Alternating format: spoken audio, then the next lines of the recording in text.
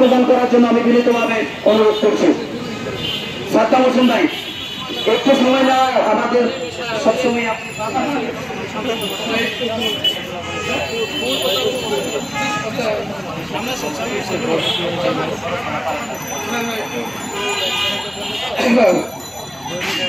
পঁয়ত্রিশ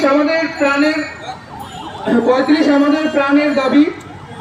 সরকারি চাকরিতে প্রবেশের বয়স সীমা 35 একটি যুক্তিসঙ্গত দাবি। এই দাবির পক্ষে সারা দেশে আন্দোলন চলছে। বিভিন্ন বিশ্ববিদ্যালয়ের শিক্ষার্থীরা এই আন্দোলন মেনে নিতে সরকারকে আহ্বান করছে। 35 একটি যুক্তিসঙ্গত দাবি, কারণ করোনার কারণে 2 বছর ক্ষতিগ্রস্ত হয়। যুব নীতি অনুসারে 18 থেকে 35 হল যুবকদের বয়স। মুক্তিযোদ্ধা, প্রতিবন্ধী ও ক্ষুদ্র নিগোষ্ঠীর বয়স সীমা 32 বছর পর্যন্ত, কিন্তু সাধারণদের মাত্র 30 বছর। বিশ্বের 162টি দেশের এটি 35-এর উপরে বা 30-এর উপরে আছে। শিক্ষামন্ত্রী, জনপ্রশাসন মন্ত্রী, অন্যান্য এমপি মন্ত্রীরা 35-এর পক্ষে বক্তব্য তুলে ধরেছেন। ডয়েচে ভেলের মতে একটি জরিপে 80% ভোট 35-এর পক্ষে। সাধারণ শিক্ষার্থী 83% ভোট করছে। বিশ্ববিদ্যালয়ের শিক্ষক 57,000 মানুষ ভোট দিয়েছে। বিশ্ববিদ্যালয়ের শিক্ষক, বুদ্ধিজীবী ও রাজনৈতিক ব্যক্তিত্বরা 35-এর পক্ষে যুক্তি তুলে ধরেছেন।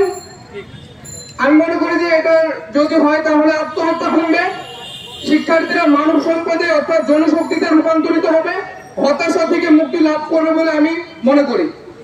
বেকার সমাজকে বঞ্চিত না করে সরকারকে আমি বলবো যে 35 করার জন্য, কেননা 2018 সালের ইশতেহারে কিন্তু হুবহু উল্লেখ আছে 35 হলে শিক্ষা গবেষণা বিষয়ে চিন্তামুক্ত ভাবে অন্যান্য কাজের পাশাপাশি মনোনিবেশ করতে পারবে। করোনার ব্যাকডেট দিলেও অনেকেই এই ব্যাকডেটটা পায়নি। অনার্স মাস্টার্স করতে অনেকের 27 থেকে 28 বছর সময় লেগে যায়। প্রতি বছর রেজাল্ট দিতেও, সেশন জট এবং প্রতি বছর রেজাল্ট দিতেও বিশ্ববিদ্যালয়, এক্ষেত্রে বিশ্ববিদ্যালয় একাডেমিক পড়াশোনা করতে জীবনের অধিকাংশ সময় ব্যয় হয়। পরবর্তীতে চাকরিতে প্রবেশের বয়স সীমা শেষ হয়ে যায়, আবেদন করার আর সুযোগ থাকে না। তাই জন্য বলতে চাই যে একটি সুখী, সমৃদ্ধ, দারিদ্র মুক্ত, স্মার্ট বাংলাদেশ গড়তে হলে অন্যান্য উন্নত দেশের মতো আমাদের বয়স সীমা 35 করতে হবে। তাদের আইডিয়া গুলো আমাদের দেশে কাজে লাগাতে হবে। তাহলে জনসংখ্যা জনসম্পদে, জনশক্তিতে অথবা মানব সম্পদে পরিণত হবে। জাতীয় সংসদে 35-এর জন্য প্রায় 75 বারের অধিক এটি উত্থাপন করা হয়েছে। বিশ্ববিদ্যালয়ের শিক্ষকরা সবসময় চাই বয়স সীমা বাড়ুক।